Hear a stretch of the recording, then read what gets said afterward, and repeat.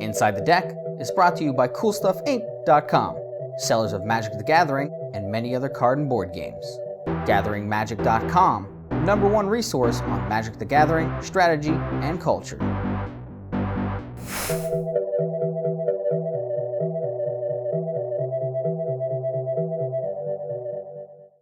I am a Storm player at heart, have played Storm since the mechanic came out in Onslaught block, have tried to play it in every format, and this might not actually be a Storm deck per se, as I'd say 90 to 95% of the time it doesn't win with Storm, but in essence it's a Storm deck where you're playing 20, 30, 40 spells, adding tons of mana, doing complex math, just making sure your deck works right. So it's one of those decks that I've always wanted to play, but the Candelabras are near impossible to find, and I finally found them this weekend, so I thought I'd take the chance while I could and play the deck. Hi, I'm Harrison Greenberg, and I'm playing High Tide. High Tide is a deck that uses lots of draw cards to combo off using all of its islands to produce a bunch of mana and try and either make your opponent draw their entire deck or mill their entire deck out. The deck has 2 win conditions. It has Blue Sun Zeniths to make your opponent draw their entire deck, and it has a Brain Freeze in the sideboard if you can mill them, which against some decks you can't do because they play Emrakul or Progenitus. So we have the draw card effects, which is Ponder, Preordain, and Brainstorm, which allow you to set up the combo. You fetch in between them to, really get your hand well.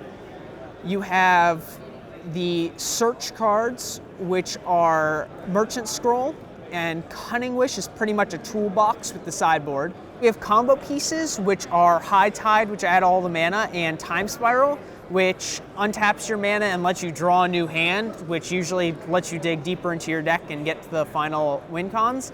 And we have counter spells, which I've personally added Swan Songs, which are, again, new to Magic and haven't really shown up in any high-list tides that I've seen. I really like the card over Flusterstorm. I think a hard counter is better, and giving them a 2/2 really isn't that big of a deal, but getting the hard counter is much bigger of a deal. The mana base is all islands, and we play 6 fetch lands. I actually just brought it down to 6 instead of 7 today, because I'm afraid of Blood Moon effects. But the fetch lands are really only there to thin out your deck and to give you shuffles in between your Brainstorms and your Ponders. To win with High Tide, you want to start off your turn with about 4 or 5 islands in play. You're going to start your turn with casting all of your High Tides. Hopefully it's at least 1 or 2. After that, you're going to use your Turnabouts and your Candelabras to untap your islands after they're already producing 2, 3, or 4 mana. You're going to gain a bunch of mana, and you're going to try and cast Time Spiral. Time Spiral is going to shuffle your hand and your graveyard into your deck and let you draw 7 more cards, as well as untapping up to 6 lands. After that, you're going to use a bunch of your Brainstorms and your Ponders to dig through your deck, as well as your Merchant Scrolls, and produce as much mana as you can. And the goal is to eventually either get your Storm count high enough to Brain Freeze your opponent, or to get around 70 to 80 mana and be able to effectively Blue Sun Zenith your opponent and make them draw their entire deck +1 card so that they die right on the spot. The average High Tide win with no pressure is turn 4 is the optimal turn to High Tide. That gives you enough time beforehand to really set up all the pieces in your hand with all of your Ponders and your Preordains and your Brainstorms, but also gives you the optimal amount of islands in play so that when you're tapping and untapping your lands, it really gives you an effective combo while you're going through all of this.